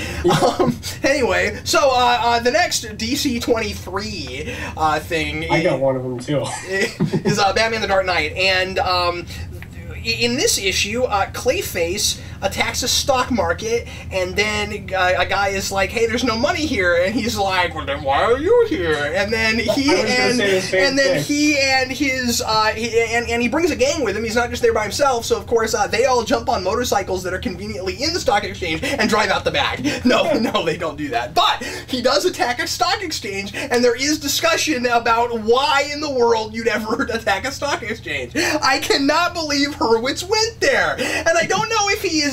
I don't know if he's being tongue-in-cheek, going, all the fanboys are gonna be like, why are you doing Rises? He doesn't really do anything Rises in it. It's a stock exchange, but boy, this soon after that movie in a Batman comic, that is a weird setting, I think. He had to have at least been thinking about that when he wrote No way around it. He had to be, yeah. Anyway, I thought that was hilarious. The big twist is that, well, there's two big twists. Clayface is going against his own henchmen. He's, for some reason, we still don't really understand it, he's hiring henchmen, bringing them to crimes, and then killing them all there. I don't know why yet, exactly, but it's there, and here we find out that we get a new piece to the puzzle, and that is that Clayface has not masterminded this on his own. big shocker there, and the mastermind behind this is the Penguin. The Penguin has been apparently messing with stocks to mess up the market, and then he sends Clayface to the stock exchange to mess it up just as the market's falling for some reason. It's all involved and strange. But anyway, so he's manipulating Clayface for some reason, and Batman and Gordon in the second half of this orchestrate a coup to entrap Clayface and finally get him behind bars so that they can, or behind this kind of blue dome thing that can contain his Clayfaceness, in order to try to get some information out of him. And the way they do it is kind of neat. Because what Batman says is the only way we can entrap Clayface is to divide his attention. This is very Batman the Animated Series. Divide his attention so that it makes it harder for him to shapeshift and do whatever he wants to us. So if he's at full power, we can't possibly take him on. And the best way to keep him not at full power is to distract him and make it hard for him to use all of the resources of his brain. And so the solution they come up with is, let's have, but it's Gordon working with Batman, and so they have a bunch of Gordon's police force all dress up in bat suits and surround Clayface to freak him out, which is kind of fun. Anyway, this is pretty decent. This is, I'm starting to detect a pattern with Greg Hurwitz, though. You get to the end of this, and it says the origin of Clayface. Okay, so this is the next villain that Hurwitz has decided he's going to start a present-day story with, and then it's going to look like it could be done in 2 issues, but then it's going to get more involved, and through it being involved, he's also going to take the time to do some flashbacks, and probably parallel his backstory with Clayface to the present-day stuff that's going on. He's done this now with 4 villains, and he's now doing it with Clayface. So I'm enjoying that. It's fine. If you're going to do different villains, I don't think that it is too formulaic to do it that way. Again, I guess I talk about Lost a lot. Any more than it's formulaic to do a whole bunch of episodes of one TV show where you keep doing a past thread that parallels your present thread. I think it's okay to do that with multiple Batman villains because your past does influence your present so much. The person that you are has so much to do with where you were and how you got to this particular point that it doesn't come off as too formulaic. It's just now I'm realizing that Hurwitz is probably going to do this with every villain he can get his hands on. And it's good to see him writing a Penguin again too, because that miniseries he did was fantastic. Well, and this is not the first time he's brought Penguin back. Importantly, Mad Hatter is in this issue too. He keeps going back to the villains that he's done, and the death of Batman's girlfriend continues to play into the plot. So he's not starting over every time he gets to a new arc. There's definitely a progression going on here, and I love Hurwitz's Batman. I just really like it. I'm not going to compare it to Snyder, but because they're really kind of different things, which is what I like about it. You know, I like that we've got two writers doing Batman, and they kind of have a different take on him. And well, we have lots of writers doing Batman. It's freaking Batman. But these are the 2 that I am reading currently, and I find myself kind of, again, not to compare them, but I think I'm enjoying them both equally. So that's good to hear. Yeah, that does sound like a great book for people that like the animated series because it uses so many of the classic rogues and uses them in interesting ways. I get the feeling that he has a lot of respect for that series, and I have a lot of respect for Hurwitz now.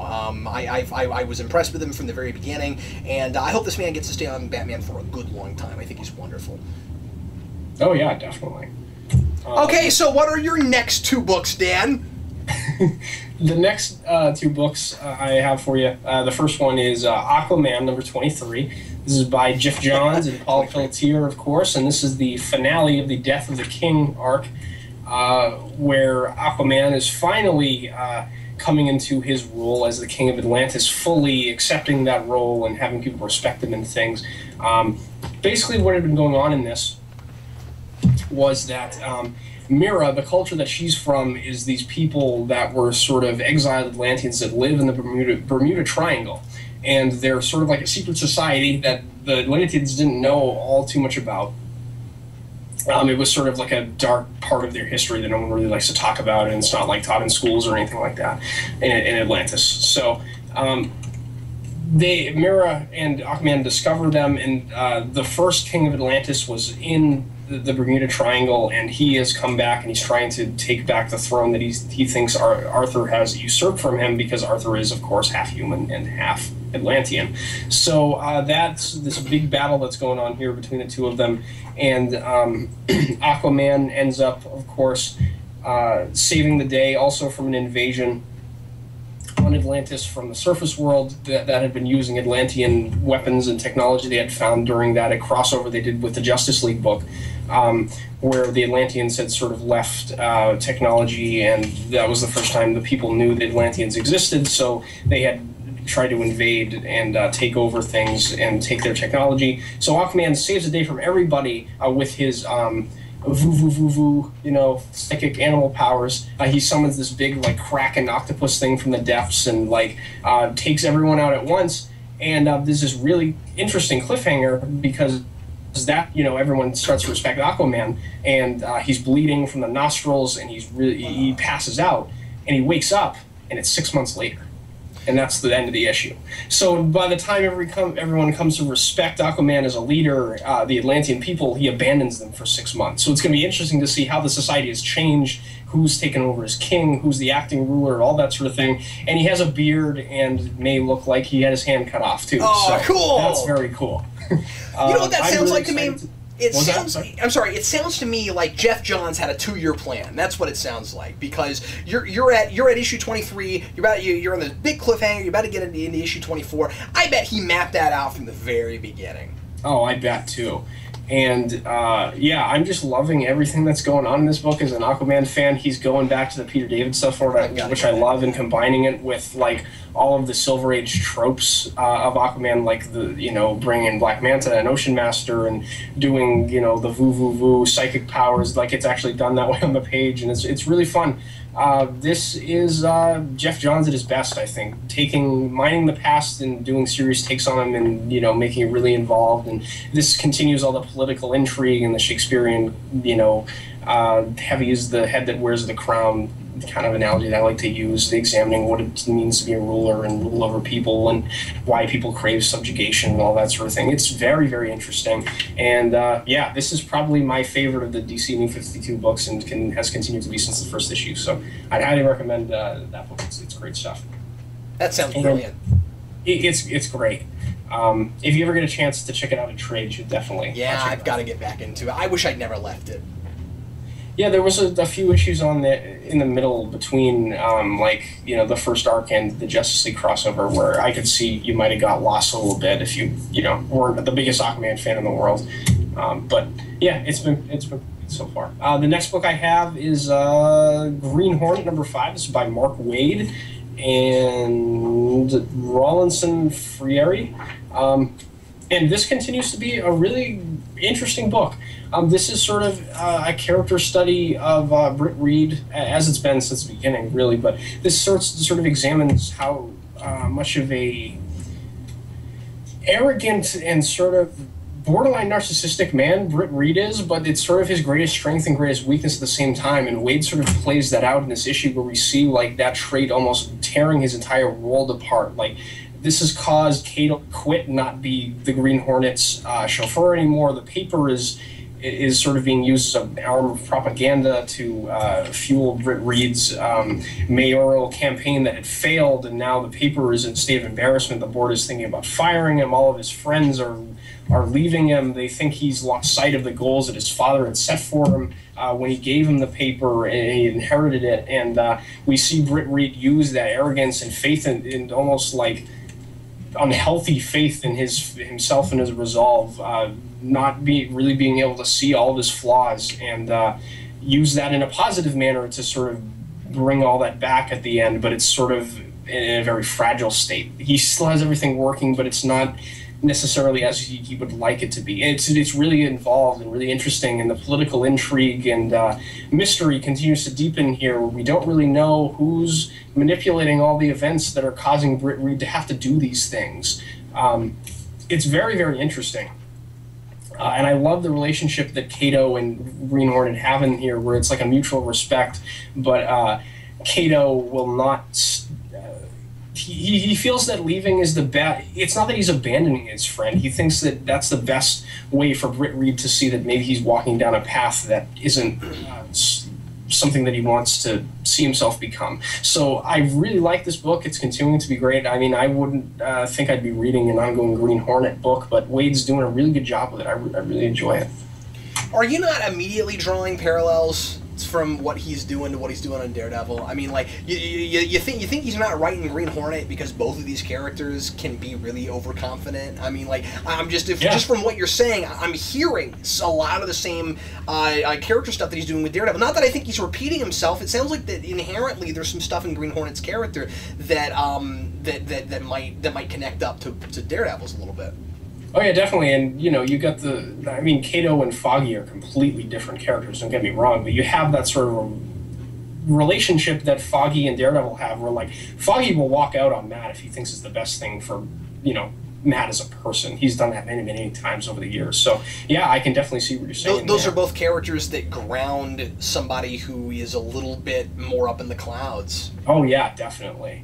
I wasn't even thinking about that, but you're absolutely right, and yeah, I'm really, really liking this book so far. I just wish it had a more consistent art team, because they started out with someone on the first, like, 3 issues, and now he's gone, and I don't even know if this is the same artist from the last one. The art's decent, but I just wish it was a little more consistent than it has been. That's the only criticism I really have of it.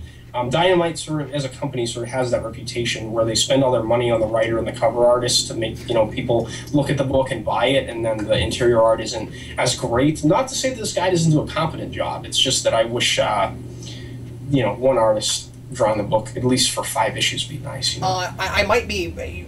I just formulated this, so I could be completely off base when I say this, but it seems to me like what you were just saying with the way Dynamite is doing their marketing strategy. I feel like IDW used to do that, and I feel like part of why they have become so much more of, at least it seems more of a powerhouse, a little more popular, and getting some better books than they ever used to have, and getting more readership, I really think has to do with the fact that a lot of their interior art is as good as their covers now. That didn't used to be the case. Santalupo. Yeah. On Turtles, he's fantastic. Brilliant. We could not be more lucky that guy stayed on after the Foot Clan mini. Oh, I want him to draw, like, the rest of the book. If he drew, like, the next 50 issues, I'd be over the moon. I think I said this before, but just imagine a Turtles animated series, 2D animation, in that style, with the masks ripped up like that and stuff. Oh, it'd be so cool. That would be great. I'd almost half like them to do a motion comic with that guy's art, but motion comics are all over. Well, they can be cool. You just need to do it right. But yeah, right, exactly. that's a great idea. Dan, my last book is the first of a 5-issue miniseries from Dark Horse called Itty Bitty Hellboy, and this is, of course, by Art Balthazar. Ironic book ever. This is a very ironic book because this is an all-ages book. So it's clearly very much for children, and it's Hellboy! This is done in exactly the same style as Tiny Titans was, and in fact, more that style than the Superman book they did kind of in that style. That book had... this could have a slightly ongoing story, but the way it's done, I don't think it'll have much of one any more than Tiny Titans ever did. Tiny Titans would have callbacks to things and stuff, but I mean, like, the Superman book was actually after the first couple issues had kind of sort of story arcs and stuff. This is done, of course, more in the newspaper style, like Tiny Titans was, where it would be like a newspaper strip in that you would have kind of a short sort of sketch, and then you get to the end of it, there was a punchline, and then you turn the page and there'd be kind of a new one, except that they crossed each other, and there would be kind of sort of running gags and sort of running themes here and there, you know. And when I say themes, I don't mean like thinking themes. I mean things like there in this there is a motifs, I suppose is the word I'm looking for. Where here there's the bad guys and the good guys, and they each have Hellboy's side doesn't really have a fort. The bad guys think of this cardboard laundry box that they have as their fort, and then they keep doing these jokes with the fort, and then later on, Hellboy just happens to have like a giant dishwasher box. Oh no, okay, Hellboy has a refrigerator box, and the bad guys have a dishwasher box. That's what it is, and the refrigerator box is a lot bigger, and they keep. There's this plot from the bad guys to go steal Hellboy's fort to make their fort better. And Hellboy, it's fun because he's characterized as Hellboy, but in this little kid version. So he's just like kind of, you know, quick to get annoyed, and he's a little passive aggressive. And so they try to steal his fort, and Hellboy thinks that's stupid, so he just picks up his refrigerator box, goes and throws it on their other box, and then the bad guys are like, oh, our fort is so much better now. This book is, you know, it's preposterous, it's silly, it's great for kids, it's great for adults that like silly all ages things like I do, and you don't necessarily have to really know Hellboy to enjoy this, although just like with the DC stuff, there's gonna be mentions of things that you'll appreciate, and I'm sure there's stuff in here that I would appreciate more if I was more of a Hellboy fan. I did appreciate knowing what I do know. For instance, Hans is a character that I always thought was hilarious because he's this like vapor soul thing inside of a containment suit, and if you break the suit, he comes out, but he's just this cloud of vapor. And don't think they don't play that up to the nth degree in this. It's hilarious, to the point where, like, they try to make his suit better, because, well, they think he's sick. Like, he comes out of the thing and he's just a cloud, and they're like, oh, he's sick! And so he goes back in his suit for a while, but then later, he keeps sneezing himself out. That's what he is. That's what it is. He's got his holes in front of his mask, and he sneezes, and he comes out of his mask because he's a cloud of vapor. And so at one point, Hellboy puts him in a bug jar, and then he decides to give him chicken soup to feel better. So he just starts putting all this stuff in his suit. Like, he puts him back in the suit, and then he puts chicken soup in his suit, and then he's like, oh man, he's still not feeling well. What do we do? Let's fill him up with crackers. And it's just hilarious. Anyway, this is as much fun as Tiny Titans ever was. Of course, I miss Tiny Titans a lot. Those are, of course, more my characters, but this is fun. I like that this is not going to be an ongoing, because I don't think they would have enough mileage for it. I appreciate the fact that immediately you know how many issues it's going to be, and this is it's really nice to get back to this format. That's why this is great, is because we're back to that format, and I predict that Baltazar and Franco have something big on the horizon. Superman got. I haven't heard anything yet, but I mean, their Superman book got canceled or ended or something. I don't know if they planned it for 12 or if they just couldn't get enough readership, so they left it. Tiny Titans went for 50 issues, and they quit it after when they started Superman. So I kind of wondered what they were doing. Now we've got this thing. I think Baltazar and Franco are either working on some new big kid thing for DC, because DC has got very little major all-ages stuff that a lot of people are reading right now. I think Batman 66 is probably doing okay, but that's about the big thing they have right now. And they've got that little Gotham thing, but I don't know if that's it's selling. I didn't like it, so I have no idea if it's selling. But I mean, I just want to see Baltazar and Franco come back to DC and do another Tiny Titans-esque book. Either that's going to happen, or they're going to jump around to a bunch of different companies and tackle people's stuff.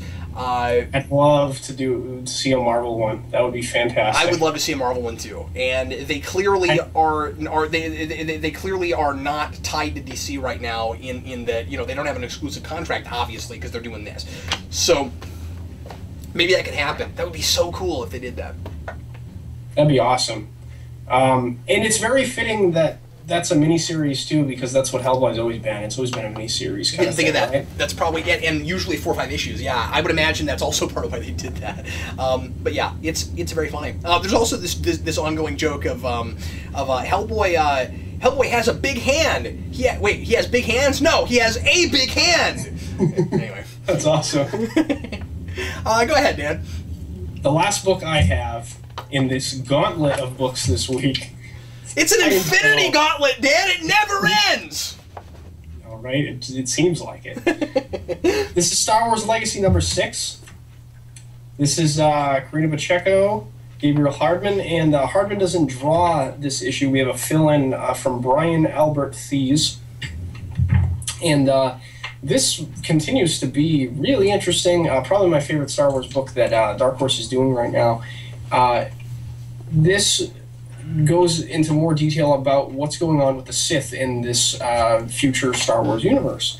And it was revealed at the end of the last issue that the end game of the Sith Lord that had been mechanizing throughout the previous 5 issues, it was revealed that his plan was to kill off every other Sith in the galaxy and be the one Sith, instead of having 2 of them or having, legions of them like the Jedi, as they had in the past before the Rule of 2 was established.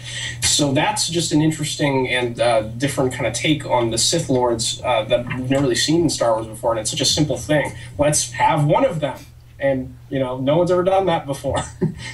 So the interesting thing is that we learn in this issue, right at the beginning, actually, we open with Darth Red. He is assassinating a fellow Sith Lord, and apparently there are Sith Lords implanted in this Imperial Triumvirate Republic government all over the place. It's riddled with Sith corruption, apparently.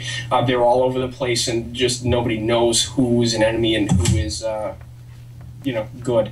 So we have him assassinating a senator who was secretly a Sith Lord, and the interesting dilemma that the Imperial government has is that this Sith Lord is going around and eliminating corrupt officials for them, but it's also serving his plan. So they don't really know what to do. Do we stop the Sith Lord that's eliminating corruption in our government, or do we let him do what he wants and get his endgame? And that could potentially be even more dangerous. So they have this interesting dilemma, and they end up letting him go and kill all the corrupt officials, letting him run wild and do whatever he wants.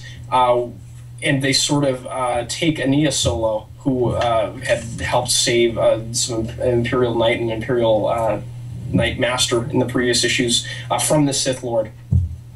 She gets a position in Coruscant to sort of distract her and the other Imperial Knight from going after this guy. And at the end of the issue, they decide to go after him despite their orders, and they're sort of outlaws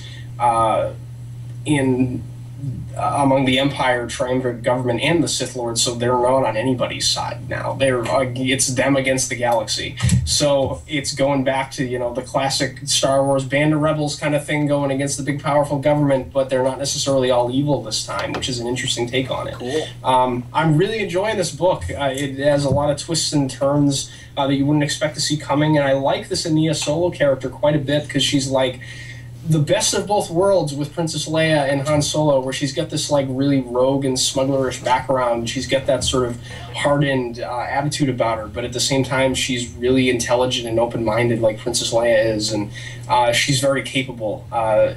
She's definitely a three-dimensional, well-rounded character, but to a degree the Star Wars characters play within those archetypes, which is fine for this kind of book, I think. And she's shown to be like, she could be capable in a position of political power, potentially. Like, there's precedence for that set up a little bit in her character. So I like that quite a bit. And, this is probably the best Star Wars thing that Dark Horse is putting out. And that's saying something, because they're putting out a lot of good stuff Star Wars-wise right now. So, if anything, if you have to read one Star Wars book and you're not so keen on, revisiting those original trilogy characters, this is probably the one to pick up. I highly recommend this one. It's time now to go to Book of the Week. And Dan, what is your favorite book for this week? Well, let me look. Let's see. Pick two. You got two. Everything this week I really enjoyed. Like, there wasn't anything that was really bad, or I didn't enjoy reading, at least in a whole. Like, New Avengers was sort of confusing at points, but I enjoyed parts of it. I think I'm actually going to go with Star Wars Legacy this week. I really enjoyed this. I think it's going to some really interesting places and getting the tone of Star Wars just completely on. And I've been in such a Star Wars mood lately and wanting to read some new stories that feel like the original trilogy, even if they're not about those main characters, you know what I mean? Star Wars things that don't have, Luke, Leia, and Han in them a lot of times have the have the misstep and they try to be like hard science fiction and like have these like big like themes about the nature of humanity and stuff. And that, I mean, that's fine in some stories. I like reading stories that are like that, but that's not necessarily what I want in a Star Wars book. And this is just, you know, being Star Wars unabashedly. So I like that about it quite a bit. Well, that means you did not pick the thing I was going to pick, and that means I get to be ultra predictable because I tend to do this a lot. But there's no way around picking Turtles for me, so that was definitely my favorite book this week. I just love how much he is able to get in a single issue now, and that's not something we were saying at the beginning. You know, at the beginning it felt a little slow, but can you believe the sheer number of intersecting subplots going on in this book right now? It's crazy. Yeah. There's multiple like criminal organizations like fighting each other on top of the Shredder and the Foot Clan fighting the Turtles, and then there's the Purple Dragons and Hobbs Gang, and there's so many different factions going on in this city war, and they're all well fleshed out and given moments to shine in one issue here. Keep in mind that we had two major evil organizations vying for power and then each fighting the Turtles separately from the beginning. One of those isn't even involved right now, and that's Krang. He's not even involved in this thing. Imagine when he gets back in the fray again, you know? Well, he's certainly, we know he's still around. We know he's in the background. We know he's got Baxter Stockman doing something, but he's not involved in Cityfall. And by the way, he shouldn't be involved in Cityfall. This seems to me like a very complex retelling, in a way. Maybe not retelling. I feel like, sorry, let me backtrack. I feel like they're doing this instead of the original Shredder story where he gets knocked off the roof. That's the sense I get from this.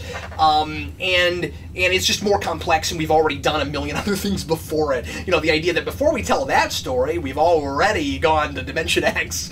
Yeah, and we're still moving forward, like taking steps towards like the status quo of the 80s cartoon. Like we just got that cliffhanger here, and you know the Shredder and Krang are going to team up eventually. That's They've just got like, to. You know, wait on that to happen. Yeah, that's just, you know, I would predict by next year that happens. You know, can't wait to see the building of the end of the building of the Technodrome. Although, question real quick: am I wrong, or am I remembering that that Baxter Stockman said that the Technodrome was going to take like 4 or 5 years to build or something?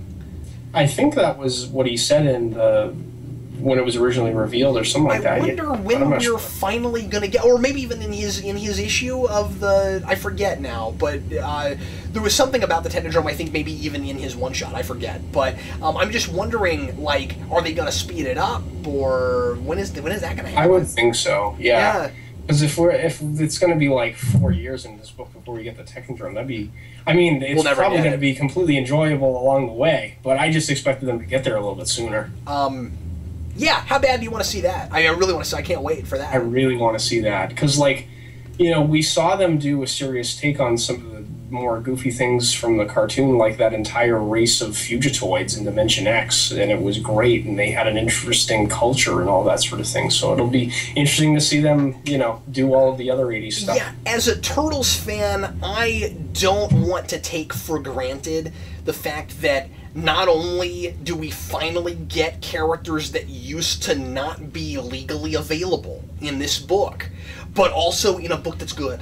Like, let's not take that for granted. You know, even if you're not a big fan of the 80s cartoon and stuff, we never thought we were going to get to see Krang in anything ever again. That's why he's in everything right now. But it's really nice to get that stuff back, and it also means that we get to be excited little kids again reading these comics, because we get to see characters we never thought would come back again. I can't wait for Rat King. That's got to happen. I would be very surprised if that never happened. And the, you know, Baxter turning into a fly. That's all stuff you want to. I kind of want to see happen. And I'm reading this stuff. It feels like reading a comic book that's been going on for years and years and years. Because in Marvel, in DC, we can get surprised by characters at the end. It can be like, whoa, that guy's back. Now that all these characters are available again, we get that experience with Ninja Turtles. Don't take that for granted if you're enjoying this book. I agree with everything you just said. That's, you know, maybe even half of the reason why I enjoy the book so much. Yeah, same here. I don't know, man. That is just, it's not just reliving my childhood. It's almost like mature me gets to enjoy the thing I had in the 80s that I wouldn't enjoy as much as mature me going back to, if that makes any sense at all. I think it makes a ton of sense because they're taking the things that you loved as a kid and just writing them better. Giving it some emotional resonance, yeah. Yeah. Yeah, I agree. Dan, thank you so much for being here with me. No problem. Thanks for having me. As always, long, fun conversation. I had a great time reviewing the books. All 13 of them. Yeah, wow. Well done. Your brevity is better than mine. I'm impressed that you were able to get through those that fast. So good job, and thanks for. I did my level best. I hope I didn't skimp on any of them. Thanks for bringing us stuff that I always appreciate hearing you talk about books I'm not reading, and then I always feel guilty for not reading some of the books you're reading because you're always reading great stuff. Oh, vice versa. I should be reading Trinity more and buying and Green Arrow, and Dark Knight too, probably. Yeah. Dan, I'll see you again next week for more comic reviews. I'm Captain Logan. I'm Captain Logan. And and we'll see you next time. Happy reading.